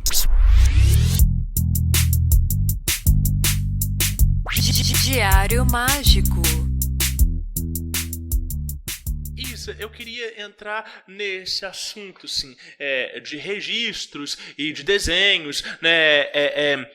Uma coisa que sempre me chamou muito a atenção em você é essa habilidade artística que se apresenta de múltiplas formas assim na sua vida, tanto de desenho, de instrumentos, de cantar e tudo. E eu queria saber assim, como é que é o impacto, né, que essas viagens elas têm nas suas produções pessoais, na sua forma de ver o mundo artisticamente, e assim, queria saber também se você faz registros da sua viagem. Eu digo não só registros fotográficos, lógico, eu queria que você falasse um pouco sobre isso também, mas se você, né, anota, escreve, descreve as experiências, como é que é isso para você? Vamos lá. Realmente a arte sempre foi um aspecto muito importante da minha vida, né? Desde pequena eu desenho, eu toco instrumento, não toco muito bem não, mas eu arranho qualquer coisa, né? Gosto de cantar. Uma das formas que eu também trabalhei a minha espiritualidade, como eu disse, foi através do canto. Quem canta os males espanta, isso não é só uma frase, isso é verdade, né? Você tá ativando a sua pineal, então você trabalha muito o aspecto espiritual. E o desenho também foi muito, muito presente em várias fases da minha vida. O que acontece é que talvez pelo meu lado racional, eu não consigo ter a arte propriamente dita como a minha principal fonte de subsistência. E nem gostaria que isso acontecesse. Porque eu sou muito metódica, né? Igual o Rodrigo falou, para eu organizar uma viagem, eu olho até a linha de metrô que eu tenho que pegar antes de eu ir viajar, porque se a internet cair, eu não quero ficar na mão, eu sou dessas. Tem tutorial pra tudo. Exatamente. Eu cheguei sozinho no Japão, aí tinha um tutorial de 4 páginas de qual que era o trem que eu pegava pra ir pra estação. Exatamente. Maravilhoso. Então, eu sou essa pessoa, não consigo viver da arte, mas a arte me nutre. E em diversas fases da minha vida, a arte se manifestou de maneiras diferentes, né? Eu tive a fase do canto, eu tive a fase da pintura, eu tive a fase do desenho. Eu tenho hoje muito a fase da aquarela, que é uma coisa que eu já entendi que eu preciso desenvolver, que é a falta de controle, né? Como o Rodrigo disse, talvez esse detalhamento meu seja a minha necessidade de controle. E quando você pinta com a aquarela, você não tem controle preciso de onde a tinta vai, porque é água. Então, a própria pintura me ajuda a fazer isso.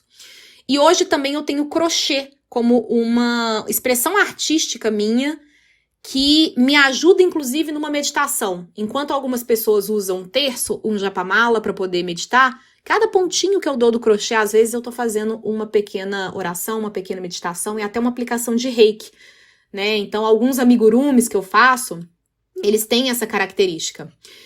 O que acontece é que as viagens, elas me abrem os olhos para talvez novas técnicas, novas combinações, novas belezas. Eu lembro quando eu fazia terapia, que a minha psicóloga, ela ficava impressionada com o nível de detalhe que eu descrevia algumas coisas que eu observava.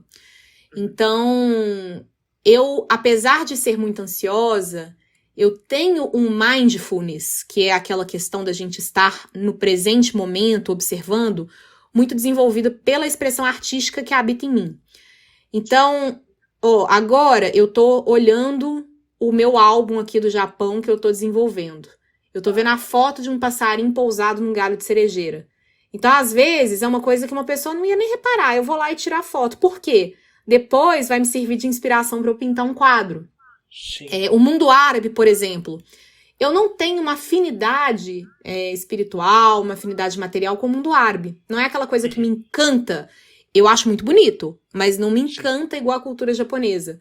Mas eu ver a combinação de cores árabes já me ajudou a desenvolver uma manta de crochê que puxa para a cultura árabe. E uma coisa que eu gosto de desenvolver é fazer uma arte, seja um desenho, seja um crochê, dedicada àquela experiência que eu tive. Então, eu vou te dar um exemplo. Que legal. Quando eu fui para Marrocos, especificamente para Marrocos, eu fiz uma pintura de como se fosse um arabesco, que me remeteu às cores, aos aromas do Marrocos, em contraste com o deserto do Saara. Quando eu fui, por exemplo, para Islândia, o Rodrigo viu, eu fiz um casaco enorme, gigante. Eu fiz um casaco pro Antônio de lã, mais nobre do mundo, que a gente só acha na Islândia. E foi um casaco assim, que se eu parar pra pensar, eu não fiz a partir de uma receita. Eu fiz o casaco saiu. E o casaco saiu em quê? Um mês. Isso não existe, gente. Eram 21 novelos de lã. O casaco saiu. Nossa. Então, assim, são coisas que acontecem que eu não consigo explicar, que simplesmente acontecem, e que eu vejo que tem impacto direto do que eu vivi ou do que aquele país me passou, né? A Islândia, por exemplo, a gente foi no verão, pegamos 3 graus, foi um país frio, árido, né? Você anda, extensões de terra, uma loucura, e ainda assim foi um país acolhedor pela natureza, pela dimensão, pela espiritualidade. Você via, era muito legal isso, os trolls atrás de você. É muito legal você ver as entidades, né? Que coabitam, mas que muitas vezes passam despercebidos, talvez numa cidade mais populosa, porque elas não têm tanta chance de manifestar. Na Islândia, elas manifestam o tempo inteiro. É até uma loucura, porque elas ficam caçoando de você o tempo todo. Então, a gente absorve aquilo, a gente traz aquilo com a gente. E vira e mexe, acontecem essas coisas, né? Em Londres, por exemplo, eu não gosto tanto de Londres em si, mas o interior da Inglaterra me encanta, principalmente ali a região de Glastonbury. Quando eu fui no Stonehenge mesmo, uma experiência super marcante também, não dá nem para descrever, porque é um lugar que com certeza a quantidade de ritos, a quantidade de história que tem ali, ela vai se fazer presente na nossa vida, mesmo anos depois que a gente foi. Então, com relação ao próprio Stonehenge, algumas das minhas peças de cerâmica, porque eu faço aula de cerâmica também, remontam a um pouco da cultura celta, algumas curvas e formas que a gente acha lá, não diretamente no Stonehenge, mas na própria formação da terra, nas casas que a gente via do pessoal da cultura druida. Então, eu trago muito disso comigo, na música, na pintura, igual eu falei, no crochê. E não só isso, né? O Rodrigo me perguntou sobre como que eu guardo memórias. Eu confesso que eu sou uma pessoa preguiçosa. Então, assim, apesar de eu gostar muito da arte, eu tenho preguiça de sentar e escrever. Eu tenho preguiça, talvez, de organizar as coisas em diários, em livros. Mas, graças ao bom Deus, a minha memória é muito boa. Muito boa. Eu lembro, e não só lembro, eu consigo resgatar visualizações, sentimentos, cheiros dos lugares. Então, uma das coisas que eu gosto de fazer de registro, é claro, são álbuns, mas não são álbuns de fotografia normais, são obras de arte mesmo. Meus álbuns são maravilhosos. Esse é o meu registro da viagem. E eu tento colocar não somente paisagens bonitas, como algumas coisas aleatórias que acontecem naquele destino que marcam. Então, você vai ver fotos não só de lugares especiais, mas de momentos especiais também nesses álbuns. É uma forma de expressão que eu tenho daquela viagem e é a forma que eu tenho de resgatar, às vezes, de forma mais fácil e necessariamente impressa. Porque quando eu passo a mão na foto, quando eu sinto a foto, é muito legal que eu resgato exatamente aquele momento comigo. Então, eu não escrevo, eu não pinto uma coisa para cada destino, eu não tenho um padrão a não ser os meus álbuns que me trazem como se fosse uma leitura em braille daquele dia e daquele momento. Sim. A gente chama isso de psicometria, né? A capacidade de você pegar um objeto e você ver a memória que está impressa ali. No caso, essa memória, ela já existe dentro de você, é mais uma âncora energética, né? Você é transportado de volta para aquele momento, mas já é também um início dessa mediunidade que pode ser desenvolvida dessa forma. É muito comum a gente escutar histórias de pessoas que vão, né, em museus muito antigos e botam a mão em algum objeto ou encaram algum tipo de estátua e são transportadas para algum lugar. Isso é essa psicometria que, né, é esse acesso a essas memórias, assim. Então isso que você está falando faz muito sentido para mim. Que legal, que legal. E aí esses álbuns você guarda em casa? Você expõe eles? Como é que é? Eles ficam guardados, entre aspas, né? Eu não deixo nada guardado de juntar poeira. Pelo contrário, eles ficam num lugar muito especial, assim, ficam todos juntinhos. Alguns deles eu vou revezando, eu vou colocando no meu rack em frente à televisão. Porque, às vezes, né, a gente fala que hoje em dia a coisa tá muito digital. Mas muitas vezes eu gosto de sentar no sofá, pegar um álbum e rever aquele álbum. E reviver aquela memória. Então, você tudo tem eu esse tenho hábito? Tem esse hábito. E não só tenho, como o meu fotógrafo de casamento, Sérgio Luiz Castro, ele é uma pessoa muito especial pra mim, porque justamente ele me ajudou a perceber a importância do impresso. Então, ele estava desenvolvendo um projeto pessoal dele, que era o portfólio do seu casamento. Em vez dele fazer um álbum com as principais fotos, as fotos bonitas, ele criou uma coleção do seu casamento. O que é isso? Você tem o livro da noiva, você tem o livro do noivo, você tem o livro dos convidados, o livro da decoração, o livro do ensaio pós-casamento, o livro do casamento. Aí você pensa, né? Indústria de casamento é caríssima. Realmente, mas o preço dele não se compara a qualquer outro profissional da área. E eu digo mais, o Sérgio, ele é um poeta. Então, além dele ser um poeta e ele colocar coisas lindas sobre o dia, né, do casamento, ele criou essa coleção com o intuito da gente resgatar não só aquele momento quase que ensaiado para fotografia, mas, inclusive, coisas que a gente não ia perceber. Então, um dos livros dele é o livro de provas, igual os nossos avós recebiam do casamento deles. Eles tinham, tipo, pequenas fotos, muito pequenininhas mesmo, organizadas e eles escolhiam quais daquelas fotos seriam ampliadas. Eu tenho isso com as, sei lá, 5.000 fotos do meu casamento. Vira e mexe, eu abro esse álbum e vejo uma foto que eu nunca tinha reparado. Então, é um hábito meu, de fato. Eu tenho não só os álbuns com detalhes de cada viagem, como eu ganhei, quando eu tinha 27 anos, de um grande amigo meu, aquele pequeno albinho do Up Altas Aventuras, o livro das nossas memórias. É simplesmente um álbum bonitinho com páginas de papel craft vazias para eu escrever, fazer o que eu quiser. E lá eu pego fotos daquela câmera instantânea e colo. Então é uma miscelânea sem ordem. E o que eu faço? Às vezes eu sento, abro aquele álbum, me vem uma foto completamente aleatória, às vezes, sei lá, de 2001, quando eu dançava balé, às vezes de 2020, quando eu fui pro México, e aí eu resgato aquele momento naquela hora. Então, para mim, esse contato físico com o registro fotográfico, seja bonito, seja feio, ele é muito importante e ele é quase que uma prática diária. Que legal, que legal. Nossa, é uma forma de cultuar as memórias, né? Você viaja 1001 vezes, não apenas aquele momento que você teve ali, né? Que incrível, que incrível.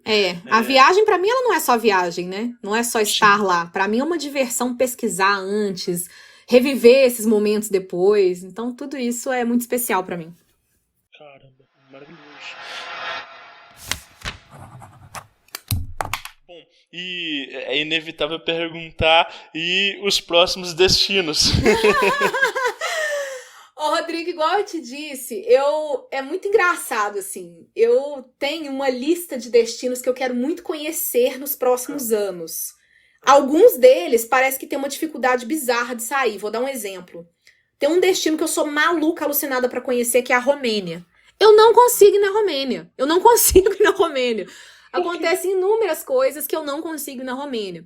Uma delas foi a pandemia, a outra meu voo foi remarcado, a outra o voo foi cancelado. No final das contas, eu fiz a viagem para o leste europeu, não consegui ir na Romênia. Então, é um destino que eu tenho interesse, mas não está na reta clara, óbvia ainda. Destinos claros, tá? O Antônio, meu marido, quer levar a mãe é muito cristã, quer levá-la em Medjugorje, na Bósnia, para poder ver o local da última aparição de Maria. E, consequentemente, a gente vai fazer um tour na região, que é uma área que eu tenho muito interesse, que é Split, Dubrovnik, na Croácia, e até Kotor, que é Montenegro. Eu gosto muito daquela região pela história, pela cultura, né? O mundo, posso dizer, né? O centro do mundo passou naquela região, tão como Turquia, Israel e por aí vai. O Mediterrâneo, ele foi muito importante. Agora, uma que já tá mais ou menos certa... para janeiro do ano que vem, Camboja e Vietnã. Uau. Eu e minha mãe, a gente é doida, completamente alucinada. Nós adoramos viajar juntas. E eu coloquei uma meta de vida que é, pelo menos uma vez por ano, ter uma experiência internacional com ela. Eu faço isso desde adolescente, né? E agora, cada vez mais, ela aposentada e eu conseguindo as férias em momentos melhores, fica mais fácil, entre aspas, da gente fazer isso. Então, um destino que nós duas temos muita vontade de conhecer é o templo Angkor Wat, que é lá no Camboja, com o Vietnã, quase. Eu não sei especificamente em qual país, se é no Vietnã ou na Camboja, mas, enfim, é na fronteira dos dois ali. É um templo budista também. E nós duas somos alucinadas também com religião. Então, nós não somos aquela classe de viajante que vai para ir em outlet, para ir em shopping, para ir em coisa moderna. A minha mãe gosta de ver arquitetura, porque depois de aposentada ela está realizando um sonho, que é fazer arquitetura. Então, ela gosta de ver também algumas construções de artistas específicos, né, arquitetos específicos. Mas o que ela mais gosta é ver a cultura e a religião, assim como eu.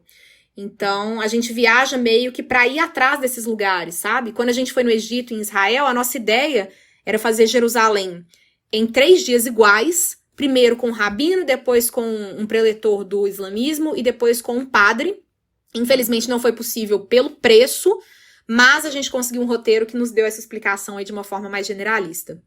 E agora a nossa ideia no Vietnã e no Camboja é justamente buscar um pouquinho mais dessa religião asiática que pra mim é incrível, enfim.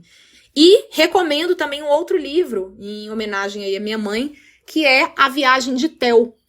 É um romance muito bonitinho, mas que passa pelas principais religiões do mundo, desde a Umbanda, né? Até o Sim. espiritismo, vai no shintoísmo. É lindo o livro. Eu acho que compensa a leitura também. É muito bacana, bem lembrado, muito legal, muito legal. Bom, para os ouvintes do Diário Mágico, né, que nos ouviram aqui, algum tipo de conselho, o que você pode dizer para as pessoas? Gente, hoje em dia o mundo nos convida toda hora, e eu digo isso também, a todo momento nos afastar da religião. E eu faço isso com muita frequência porque, como eu tinha muita projeção astral, as mensagens que chegavam pra mim, elas eram muito estranhas. Eu já tive mensagem de um livro gigante se abrir na minha frente, uma chave ser entregue na minha mão. Eu falei, cara, o que é isso? Não, sabe? Não, seja mais específico no que vocês querem, qual mensagem que eu tenho que levar pro mundo, o que eu tenho que fazer. Então, a todo momento, eu particularmente me enfezo com a religião, mas eu sempre retorno até ela. Seja de forma, como é que eu posso dizer, consciente ou inconsciente. A forma como eu me chego cada vez mais próximo à religião é também através da viagem. E aí, o que me passa, assim, o recado que me diz é: eu que sou muito controladora, a todo momento tento pensar pra onde eu vou, como eu vou, se o dinheiro vai dar, se não vai dar, e a coisa acontece. A coisa simplesmente acontece. Às vezes a gente só tem que dar espaço pra coisa acontecer. O Rodrigo, pra mim, foi um grande exemplo disso, né? Você resolveu viajar com a gente faltando um mês. Quem faz isso pro Japão, cara? Se eu fosse pensar no preço da passagem, você pagou o mesmo tanto que eu paguei com 1 ano de antecedência. Então, pra mim, a coisa é muito óbvio. Ela acontece. Se tem que acontecer, acontece. Tem gente que realmente tem esse afastamento, né, da religião em certos momentos, tente voltar através da arte, através de viagens, através de livros, não importa. Mas, pra mim, isso é muito importante porque a manifestação da fé, ela acontece, às vezes, de formas não muito óbvias, né? Não vai ser um samurai andando na nossa frente lá, que precisa pra gente abrir os olhos, né? Às vezes o Rodrigo puxando minha orelha, que eu tenho que fazer mais práticas de meditação. Às vezes meu pai também falando que eu tenho que ler certos livros. A coisa acontece. E no mais, com relação, né, a esse aspecto de viagem, de turismo, eu sei que muitas pessoas têm medo de deixar o Brasil, têm medo de se deparar com novas culturas, têm medo de não falar as línguas. Mas o que eu aprendi ao longo desses anos é que eu posso estar num país que eu não tenho nenhuma afinidade ou num país que eu tenho muita afinidade. Nós temos mentores que sempre trabalham pra gente. E a gente precisa dar trabalho pra eles, porque eles estão lá pra isso, né? E a gente se aventurar é necessário, a gente precisa sair da zona de conforto. Com perdão aqui, Rodrigo, eu vou falar um palavrão, mas pode me censurar se for preciso. Romero, que foi um viajante lá, muito sábio, né, que tava com a gente, falou uma coisa maravilhosa: viajar é se fuder. E é mesmo, a todo momento é mala, é peso, é unha quebrada, é dinheiro perdido, é trem perdido, é gente passando a perna na gente. Toda hora acontece isso. Mas se a gente se entrega pra experiência, a gente vê que nada foi à toa. E é a todo momento um resgate. Às vezes fica difícil da gente resgatar estando na mesma zona de conforto, estando no mesmo local. Se a gente sai um pouquinho do hábito, a gente vai ver que há uma grandiosidade no mundo que a gente se apaixona por ela e vira um vício igual tatuagem. A gente nunca vai querer uma só. Nossa, maravilhoso. Eu acho que é isso, né? É se dispor, né, a vivenciar e se entregar, né? É uma coisa que é inevitável dizer assim. A gente também vê muita gente que viaja e sai do país e parece que nunca sai de si mesmo, né? Que não se propõe a experimentar o lugar, que está com os mesmos hábitos, com as mesmas culturas e que não consegue enxergar a oportunidade, a dádiva que tem ali diante de si. E outras pessoas que se abrem tanto e se permitem vivenciar aquilo dali, que parece que vivem 1000 viagens numa mesma, que vivem 1000 experiências, né, naquele único momento ali. Você sabe, né, se conhece muito bem, eu tive um tio que visitou, né, mais de 100 países sem falar inglês, né? Eu viajava com ele, viajei para alguns lugares com ele não falava o básico do básico e conseguia se comunicar com todo mundo porque tinha um carisma excepcional, né, Izzy, que era uma coisa assim de louco. Exatamente. Então acho que é isso mesmo, assim, se entregar pro rolê e se permitir e ouvir as oportunidades, né? Eu acho que vale muito a pena. É lógico. Tem gente que nas viagens se descobre um nômade, tem gente que viaja pra fugir. Em alguns momentos eu recebi essas perguntas da minha terapeuta, eu meditei muito sobre isso, se a viagem pra mim não era algum tipo de fuga. Pelo contrário, gente, um dia antes de eu pegar um avião, eu fico me xingando, perguntando por que eu tô indo viajar. Por quê? Minha cama é muito confortável, meu gato é uma delícia, minha casa é muito boa. Eu fico assim, gente, o que eu tô inventando moda? Pra que eu tô indo pra lá? Por quê? E aí, na hora que eu viajo, que eu chego lá, eu falo, tá explicado, eu tenho que estar aqui. Exatamente, era isso. Então, graças a Deus, eu não viajo por fuga. Convido a todos aqueles que viajam muito também, que assim como eu, entre aspas, tem fogo igual o Charmander, não vou nem falar onde, mas eu convido essas pessoas a refletirem se a viagem é um tipo de fuga ou se é um resgate, né? Para mim, claramente, é um resgate, é como é que eu posso dizer? É uma experiência que eu convido a todos a viver e se entregar para ela. Não seja aquela pessoa que quando viaja fica reclamando que no Brasil é diferente. É óbvio que vai ser diferente, né? É claro que a gente vai ter coisas boas aqui, coisas ruins aqui, mas o bacana é a gente estar aberto e disposto para vivenciar o diferente e aberto e disposto a sair da zona de conforto também. Maravilhoso.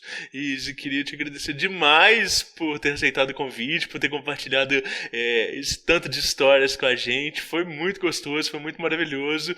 E, nossa, é só agradecer mesmo. Muito obrigado. Eu que agradeço a oportunidade, a abertura, né? Assim, eu agora estou também me aventurando. O próprio Rodrigo foi um grande incentivador disso. Eu estou me aventurando cada vez mais na área, não diria do turismo, mas da arte através das viagens.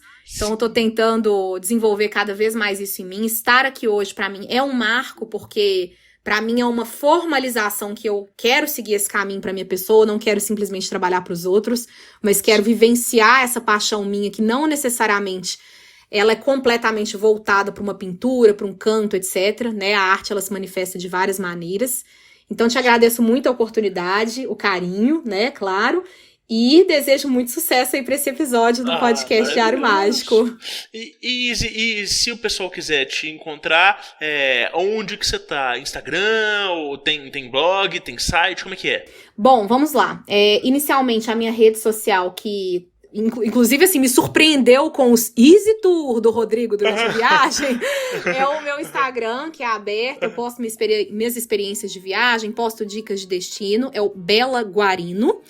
E eu agora estou lançando a Angle, que é uma experiência de viagem diferenciada. Angle.com, é UN de nada, Go.C de casa O.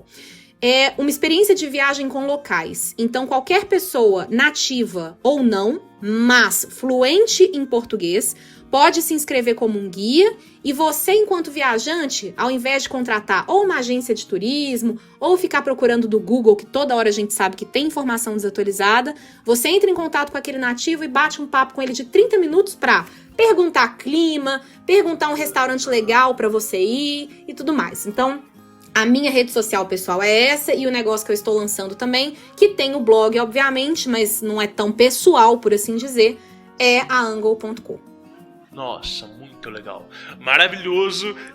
Espero que o pessoal goste muito desse episódio, procure aí e depois dê feedback pra gente. Muito obrigado, Izzy. Eu que agradeço. Sucesso Easy aí no Tour. Diário Mágico, Easy Tour.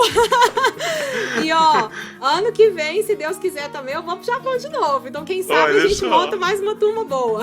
Que legal. Quem sabe a galera que tá escutando aqui já começa a se preparar para esse rolê aí maravilhoso. Exatamente.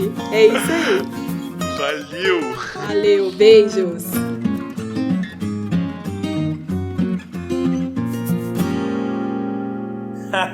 Aí sim, a Isabela é incrível, né? Eu falo que ela é uma pessoa multitalentosa, que tem, assim, habilidades incríveis. Todas as vezes que eu paro um pouco para contemplar a pessoa que ela é no mundo e os esforços que ela faz mesmo na própria vida ou nos projetos que ela se engaja, eu fico um pouco embasbacado. ter a oportunidade de fazer essa viagem com ela, seguindo o roteiro que ela elaborou, né, ouvindo as argumentações de porquê dos lugares e dos eventos, né, como que aquela experiência tinha sido para ela, ou o que ela queria proporcionar para o grupo. Isso foi algo impagável, né? E é lógico que em 1h30 de conversa a gente não consegue explorar todos esses aspectos do convidado, né? Muito pelo contrário, às vezes a gente fica focado numa narrativa um pouco monotemática e não dá pra gente conhecer assim, a imensidão das pessoas tal como elas são. Mas eu acho que esse programa, além de super divertido, deu um pouquinho para entender quanto que as pessoas podem ter uma perspectiva rica de mundo, né? E construir histórias de vida e um legado que maravilham os outros só da gente ouvir um pouco. Então, é isso. Eu espero que vocês tenham gostado. E eu gosto de lembrar sempre que o Diário Mágico ele é feito por uma equipe, né? Então, o Guilherme Neves, da @Lefou Produções, é o nosso queridíssimo editor, e a Mariana Maia, lá da @IlustraMomô, é a nossa ilustradora oficial das capas. E eu, Rodrigo Vignoli, sou o apresentador de sempre. Procurem a gente nas redes sociais, no Instagram, avalia a gente no Spotify, responde as perguntinhas e me digam o que vocês acharam nesse episódio. E claro, anotem os seus resultados. Lefou Podcasts.